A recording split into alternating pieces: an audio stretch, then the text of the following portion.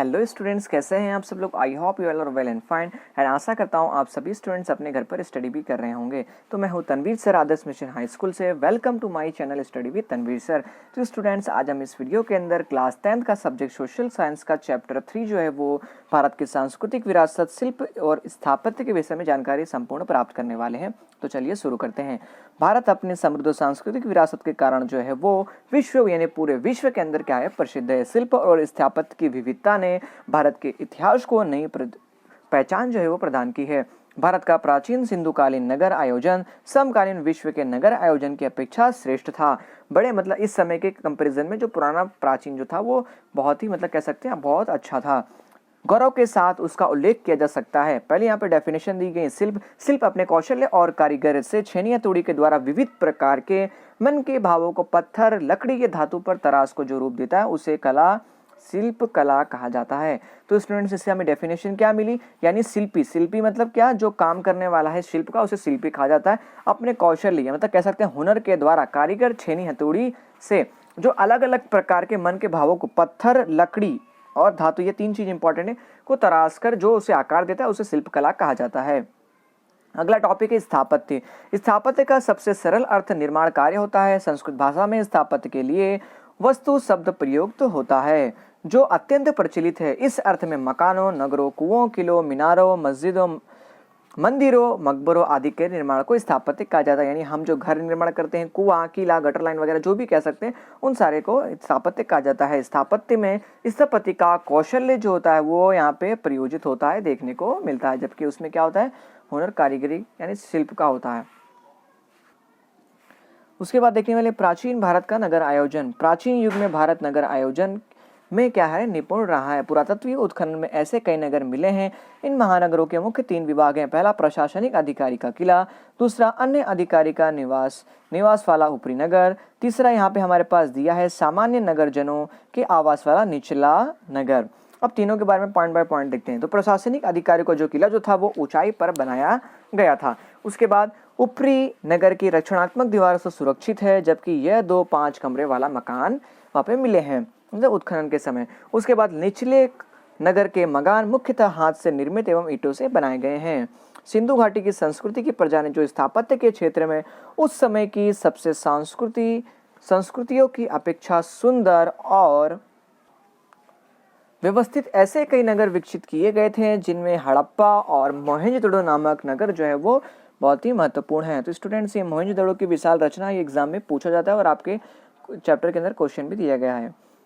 तो ईस्वी सन 1922 में सर जॉन मार्शल और कर्नल मैके के मार्गदर्शन से रखालदास बैनर्जी और दयाराम शाहनी नामक पुरातत्ववेत्ता ने सिंध यानी पाकिस्तान के लारखाना जिले में मोहेंजोदड़ो में खुदाई करवाई।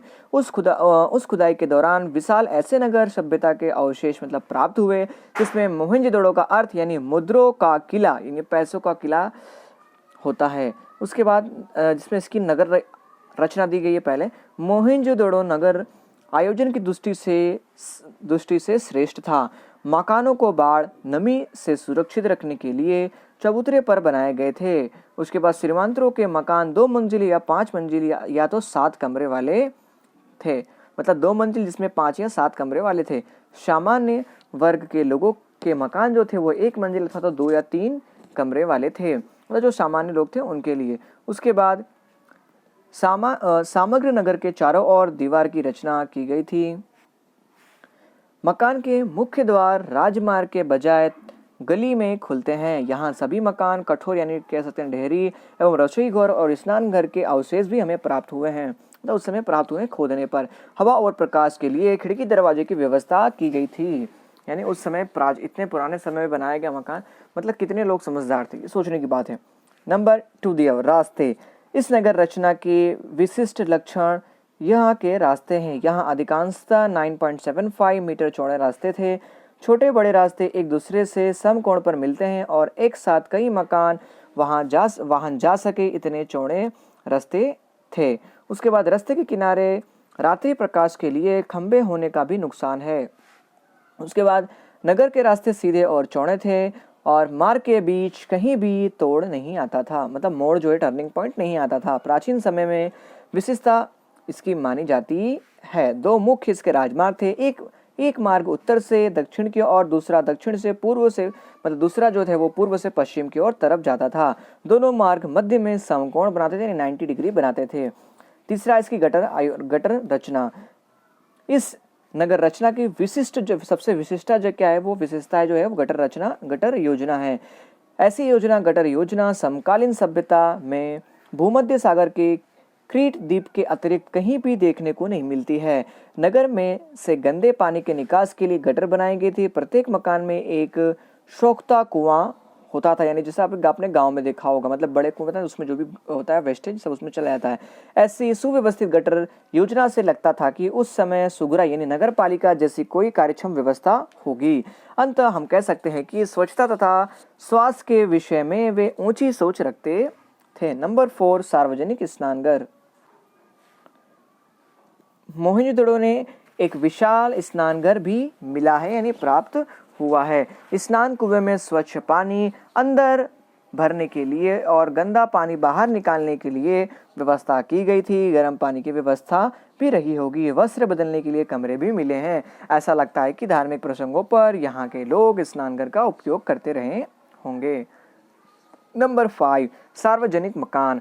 मोहनजोदड़ो से सार्वजनिक उपयोग वाले 2 मकान मिले हैं। ऐसा लगता है कि इनका उपयोग सभा कक्ष, मनोरंजन कक्ष, सभागार या राज्य के कोठार के रूप में होता होगा। यहाँ मकान के एक पंक्ति भी मिले हैं जो शायद सैनिकों के बैराक होंगे। बैराक मतलब जहाँ पे समूह उनका बैठता है उसे कह सकते हैं। उसके बाद दूसरा यहाँ पे दिया हड़प्पा संस्कृति के विषय में दिया गया है। सर जॉन मार्शल और कर्नल मैकी के नेतृत्व में 1921 में दयाराम साहनी ने पंजाब में मोंटेगोमरी जिले में स्थित हड़प्पा के पास में भारतीय सभ्यता के अति प्राचीन अवशेषों की खोज की। हिमालय क्षेत्र में रोपर, उत्तर प्रदेश के मेरठ जिले में आलमगीरपुर, राजस्थान में कालीबंगाल, गुजरात में ढोलका तहसील में लोथल कच्छ के देसलपुर, शिकारपुर, धोलावीरा और सौराष्ट्र में लिम्बड़ी के पास रंगपुर, गोंडल के पास श्रीनाथगढ़ यानी रोजड़ी, मोरबी के पास कुतासी, सोमनाथ आदि स्थलों में सिंधु घाटी की सभ्यता के अवशेष जो हैं वो प्राप्त हुए हैं। उसके बाद सप्त सिंधु नदियों का प्रदेश अपने देश की संस्कृति का प्रदेश है। इस प्रदेश में जो संस्कृति विकसित हुई थी उसे सिंधु घाटी के रूप में कहा जाता है। तो ये हर साल स्टूडेंट्स पूछा था सिंधु घाटी अर्थात क्या, संस्कृति अर्थात क्या।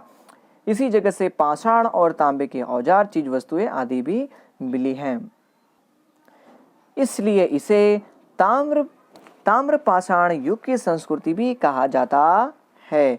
तो स्टूडेंट्स यहाँ पे ताम्र पाषाण युग क्यों कहा जाता है, क्योंकि उस समय वहाँ पे कह सकते हैं तांबे के औजार और चीज वस्तुएं आदि मिली थी, इसलिए उसे पाषाण मतलब ताम्र पाषाण युग की संस्कृति भी कहा जाता है। हड़प्पीय समय के नगरों का आयोजन सुव्यवस्थित था। उन नगरों के बड़े बड़े कोठार और किलेबंदी उल्लेखनीय थे। यहाँ के लोग गहनों के शौकीन रहे होंगे, ऐसा प्रमाण प्राप्त हुआ है। नंबर 3 धोलावीरा की संस्कृति दे सकते हैं। धोलावीरा भुज में लगभग 140 किलोमीटर के दूर बचाऊ तहसील में है। बड़े रन के खदीर द्वीप के धोलावीरा गांव में 2 किलोमीटर हड़प्पा का समकालीन विशाल व्यवस्थित प्राचीन नगर मिला है। गुजरात राज्य पुरातत्वीय विभाग में इसे टीले का सर्वेक्षण किया, मतलब इस किले का सर्वेक्षण किया था। उसके पश्चात आर्कियोलॉजिकल एवं सर्वे ऑफ इंडिया ने संशोधन शुरू किया जो ईस्वी सन 1990 में रविंद्र सिंह विस्त मार्गदर्शन में विशेष उत्खनन किया गया। धोलावीरा के किले, महल एवं तथा नगर के मुख्य दीवारों की जिस सफेद रंग की पुताई की गई थी उसके अवशेष भी प्राप्त हुए हैं। नगर के किलेबंदी की मजबूत सुरक्षा व्यवस्था है। यह दीवार मोटी है तथा पत्थर और ईंट से बनी हुई है। यहाँ पीने का पानी छानकर शुद्ध रूप में मिले ऐसी व्यवस्था की गई है, जिस तरह की व्यवस्था आज आधुनिक युग में हम भी नहीं कर सकते हैं। पानी के शुद्धिकरण की व्यवस्था उनकी मतलब व्यवस्था जो थी वो अद्भुत है। नेक्स्ट टॉपिक हमें दिया है लोथल। लोथल अहमदाबाद जिले का ढोलका तहसील में आया हुआ है। लोथल ढोलका तहसील में भोगाव एवं साबरमती नदी के बीच के प्रदेश में स्थित है। खंबात की खाड़ी से लगभग 18 किलोमीटर की दूरी पर आया हुआ है। वहां से मानव बस्ती के 3 स्तर मिले हैं। नगर के पूर्वी किनारे में निचले भार में ज्वार के समय जहाज को लंगर डालने के लिए बंदरगाह यानी डॉक यार्ड बनाया गया था, जैसे कि यहाँ पे आप देख सकते हैं इस फिगर के अंदर।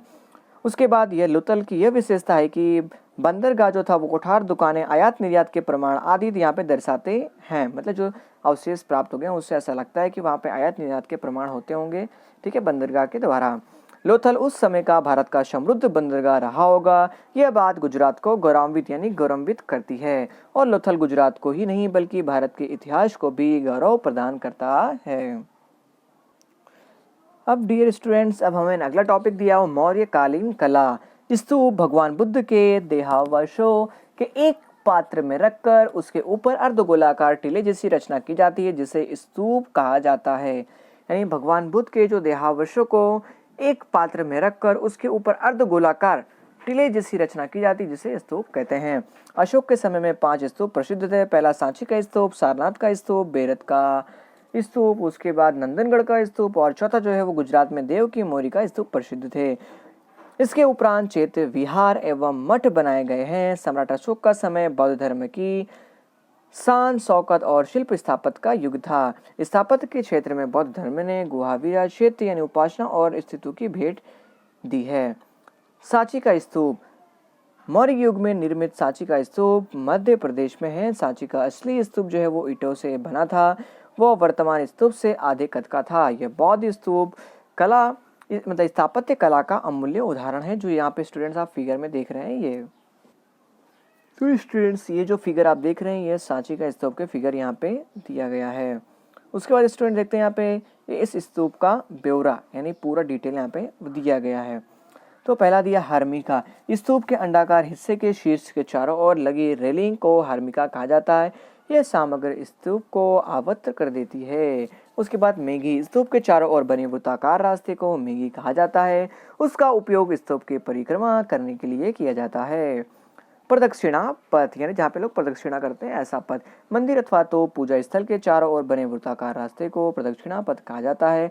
हमेशा पवित्र स्थल दाहिनी ओर रहे इस तरह उस स्थल को प्रदक्षिणा मतलब उस स्थल की प्रदक्षिणा की जाती है। उसके बाद तोरण, तोरण अर्थात 2 स्तंभों के ऊपर सीधा पट या कमान के आकार में पत्थर आड़ा रखकर किया जाता है। जिस सुंदर स्थापत्य तोरण के नीचे से हो करके श्रद्धालुओं का समुदाय प्रवेश करता है। अगला टॉपिक हमें स्टूडेंट्स यहाँ पे दिए गए स्तंभ लेख, यानी सम्राट अशोक के स्तंभ लेख शिल्प कला के उत्तम नमूने यहाँ पे हैं। उसके बाद और स्तंभ लेख एक ही पत्थर को तराश कर बनाए जाते थे, फिर उन्हें घिस घिस कर चमकीला बनाते हैं। ऐसे स्तंभ अंबाला, मेरठ, इलाहाबाद, बिहार में लोरिया के पास, चंदनगढ़, सांची, काशी, पटना और बुद्ध गया के बौद्धिक वृक्ष के बनाए गए थे। ये स्तंभ आलेख ब्राह्मणी लिपि में लिखे गए हैं। उसके बाद सारनाथ का स्तंभ, सारनाथ का स्तंभ जो है भारत के शिल्प कला का श्रेष्ठ नमूना माना जाता है। इस समय शिखर पर परस्पर जुड़े हुए खड़े 4 सिंहों की आवृत्ति जो यहाँ देख सकते हैं, जो हमारे नोट के अंदर भी है, ठीक है, भारत के संविधान के अंदर भी देखने को मिलेगा।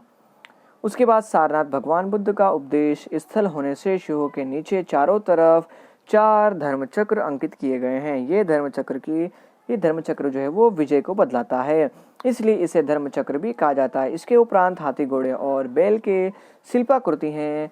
स्वतंत्र भारत के राष्ट्रध्वज में इस चक्र को स्थान दिया गया है और 4 सिंहों की आकृति को भारत के राष्ट्र चिन्ह के रूप में स्वीकार किया गया है। दुनिया की सर्वोत्तम शिल्पकृतियों में से एक उत्तम नमूना यह माना जाता है। अगला दिया है हमें शिलालेख। सम्राट अशोक के शिलालेख में धर्मात्या वाले शिलालेख महत्वपूर्ण हैं। काष्ठ शिला और पाषाण शिल्प आदि स्थापत्य कला के उत्तम नमूने के प्रतीक कराते हैं। लकड़ी और पत्थर के बाड़ बनाकर दरवाजे पर सुंदर तोरण तराशे गए हैं, जो धर्म के आचरण पर जोर देते हैं। यह शिलालेख पेशावर, देहरादून, ठाणे, मुंबई, धौली और जोगोड़ा यानी ओडिशा और चेन्नई वगैरह के स्थलों में पाए जाते हैं। गुजरात के जूनागढ़ में गिरनार पर्वत की तरफ जाते समय तलहटी में इस प्रकार के शिलालेख देखने को मिलती है।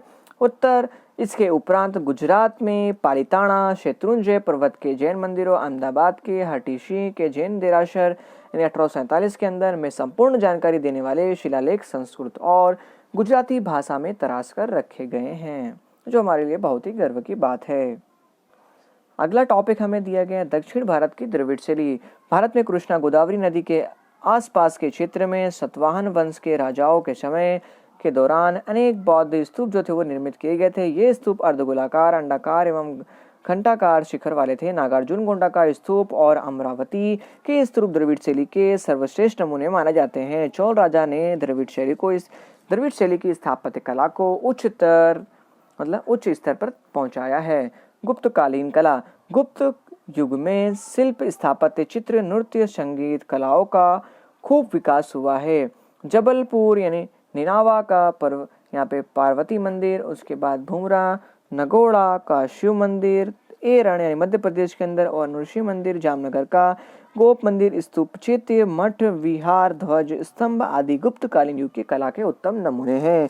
इसके अलावा शिल्प कला में सारनाथ की वृद्ध प्रतिमाएं, मथुरा की विष्णु प्रतिमा, महावीर स्वामी की प्रतिमा और गुप्तकालीन कला के सर्वोत्तम यहाँ पे मतलब सबसे ऊंचे उदाहरण है। इसलिए इस युग को कला का स्वर्ण युग भी कहा जाता है। तो स्टूडेंट्स, हर साल बोर्ड के अंदर ये सवाल आता है, खाली जगह युग को स्वर्ण युग माना जाता है। तो स्टूडेंट्स, आप क्या बताओगे? गुप्तकालीन युग। आप सभी बच्चों को याद रखना है। गुफा स्थापत्य यानी गुफाएं। भारतवर्ष में गुफा स्थापत्य मनुष्यकृत सौंदर्य धीम माने जाते हैं। औरंगाबाद में स्थित अजंता इलोरा की गुफा, मुंबई की एलिफेंटा की गुफा, उड़ीसा में भुवनेश्वर के पश्चिम उदयगिरी, खंडगिरी, नीलगिरी गुफा, मध्य प्रदेश की वाघ की गुफाएं गुप्तकालीन स्थापत्य के प्रसिद्ध यहाँ पे कह सकते हैं उदाहरण है। गुजरात में खंबालीड़ा यानी कह सकते गोंडल, उसके बाद डंग जो है राजकोट में, जूनागढ़ की 3 गुफाओं का समूह तजाड़ा मतलब तलाजा, साड़ा आदि स्थलों पर गुफाएं मिली हैं। अशोक के गुफा लेक गया से 16 किलोमीटर दूर बर्बर के पहाड़ की 3 गुफाओं की दीवारों को तराश कर लिखे गए हैं, जिसमें अशोक के द्वारा आजीवन किए गए दान कार्यों का विवरण यहाँ पे देखने को मिलता है। आश्रम की दार्जिलिंग की गुफा और उसके बाद बिहार की सुदामा और सीता की गुफा आदि प्रसिद्ध गुफा स्थापत्य हैं गुफा स्थापत्य के। अजंता इलोरा और एलिफेंटा की प्रसिद्ध गुफाओं के विषय में प्रकरण 6 में आप विस्तृत जानकारी प्राप्त करेंगे हम। अगला टॉपिक हमें दिया है गुजरात की गुफाएं, जूनागढ़ गुफाएं। जूनागढ़ में 3 गुफा समूह हैं। उसके बाद बाबा ब्यारा का गुफा समूह, यह गुफा बाबा ब्यारा के मठ के निकट है। ये गुफाएं 3 पंक्तियों में और परस्पर समकोण बनाती हुई फैली हैं। पहली पंक्ति में 4, दूसरी पंक्ति में 7 और तीसरी पंक्ति में 5 गुफाएं मिलकर 16 गुफाएं कुल यहाँ पे आई हुई हैं। ये ईस्वी सन के आरंभिक सदी के दौरान नक्काशी करके बनाई गई होंगी। उसके बाद नंबर 2, ऊपरकोट की गुफाएं। ये गुफाएं 2 मंजिल में हैं। नीचे ऊपर जाने के लिए जीना वाली सीढ़ी है, या जैसे हम गांव में देख सकते हैं। ऊपरकोट की गुफाएं हैं ईस्वी सन 2री सदी के उत्तरार्ध से 4वीं सदी के पूर्वार्ध के दौरान बनी होगी, ऐसा कहा जाता है। खपरा कोड़िया की गुफा, उसके बाद कुंड ऊपर की गुफा। प्राप्त अवशेषों के आधार पर हम कह सकते हैं कि ये गुफाएं कई मंजिल वाली रही होंगी। गुफाओं को बहुत नुकसान हुआ होगा और इसमें कुल 20 स्तंभ हैं। इस गुफा का निर्माण काल जो है वो ईस्वी सन की 3री सदी होने का अनुमान ऐसा माना जाता है। नंबर 2, खंबालीड़ा गुफा। राजकोट में 70 किलोमीटर की दूरी पर गोंडल के निकट खंबालीड़ा की ये गुफा ईस्वी सन 1959 में मिली है। 3 गुफाएं इसमें उल्लेखनीय हैं। बीच की गुफा में कह सकते हैं यहाँ पे स्तूप युक्त चैत्यगृह और प्रवेश द्वार के दोनों तरफ वृक्ष के सहारे खड़ी बोधिसत्व और कुछ उपासकों की बड़ी आकृति में दूसरी तीसरी सदी की है। उसके बाद तलाजा गुफा शत्रुंजी नदी के उद्गम के पास भावनगर जिले में तलाजा का पर्वत है। वह तालध्वज गिरी तीर्थधाम के रूप में प्रसिद्ध है। पत्थरों को तराशकर 30 गुफाओं की रचना की गई है। इन गुफाओं की स्थापत्य कला में विशाल दरवाजे हैं। उसके बाद एभल मंडप यानी कह सकते सभा कक्ष और चैत्यगृह सुरक्षित एवं शिल्प स्थापत्य की दृष्टि से उत्कृष्ट है। बौद्ध धर्म के स्थापत्यों में ये गुफाएं ईस्वी सन की 3री सदी की हैं। उसके बाद चौथा दिया है साड़ा गुफा, यानी गिर सोमनाथ जिले के ऊना तहसील के वांकिया गांव के निकट रुपेण नदी के किनारे साड़ा के पहाड़ों पर ये गुफाएं स्थित हैं। साड़ा पहाड़ पर मधुमक्खी के छत्ते की तरह 62 जितनी गुफाएं फैली हुई हैं। उसके बाद डांक गुफा। राजकोट के किले में उपलेटा तहसील के डांक गांव में डांगगिरी आया हुआ है। डांग की गुफाएं 4वीं सदी के पूर्वार्ध की मानी जाती हैं। उसके बाद झिंझुरी झर, डांग के पश्चिम लगभग 7 किलोमीटर दूर सिद्धसर के पास की झिंझुरी झर की घाटी में कुछ बौद्ध गुफाएं हैं जो ईस्वी सन की पहली और दूसरी गुफा दूसरी सदी की मानी जाती है। 7वां, कच्छ की खापरा कोड़िया की गुफाएं। कच्छ के लगभग तहसील में पुराने पाटगढ़ के पास पहाड़ की ये गुफाएं हैं। ये कुल 2 गुफाएं हैं। यहाँ पे ईस्वी सन 1967 में इन गुफाओं की खोज शास्त्री ने की थी। तो स्टूडेंट्स यहाँ पे इन गुफाओं की खोज जो थी जिसका नाम है के का शास्त्री ने खोज इसकी की थी। उसके बाद 8वां नंबर हमें यहाँ पे दिया हुआ है कड़िया पहाड़ गुफा। भरूच जिले में कह सकते हैं यहाँ पे झगड़िया तहसील में कड़िया पहाड़ के 3 गुफाएं हैं। यह बौद्ध धर्म के प्राचीन स्थापत्य कला के उत्तम उदाहरण माने जाते हैं। यह गुफा स्थापत्य का सर्वोत्तम है, सबसे ऊंचा नमूना है। इस एक पत्थर में से तराश कर बनाया गया है जिसमें 12 फुट ऊंचा एक सिंह स्तंभ है। स्तंभ के शीर्ष भाग में 2 शरीर वाले एवं 1 मुख वाले शिव कुर्ती है जैसा हमने ऊपर देखा। अगला टॉपिक हमें दिया रथ मंदिर। दक्षिण भारत में एक यहाँ पे कह सकते हैं एक रथ मंदिर में से एक पत्थर में से एक चट्टान में से नक्काशी करके आकृति जन विख्यात रथ मंदिर पल्लव युग का श्रेष्ठ पहचान है। कांची के कैलाशनाथन और कह सकते हैं यहाँ पे बेकट वेरुबल का मंदिर कला स्थापत्य का श्रेष्ठ उदाहरण है। इसके उपरांत महाबलीपुरम का मंडप और महाबलीपुरम के रथ मंदिर विश्व विख्यात हैं। इसके प्रत्येक रथ मंदिर की एक ही चट्टान काटकर बनाए गए हैं। इन रथों का नाम पांडवों के नाम पर रखा गया है और सबसे बड़ा रथ मंदिर धर्मराज का और छोटा रथ मंदिर द्रौपदी का है। स्टूडेंट्स उसके बाद अगला टॉपिक हमें दिया है मंदिर का स्थापत्य।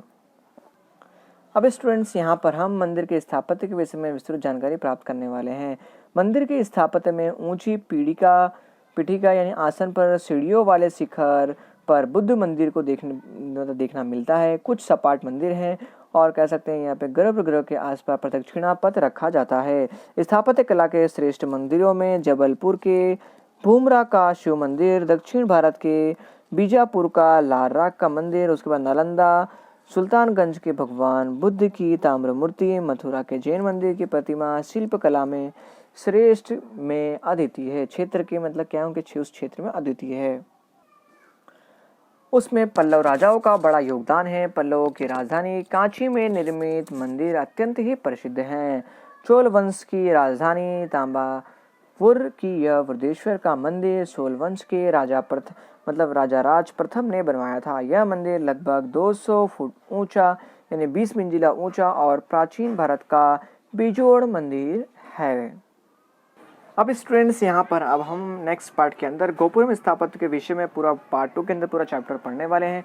तब तक दीजिए तनवीर सर को इजाजत स्टूडेंट्स। तब तक के लिए जय हिंद जय भारत।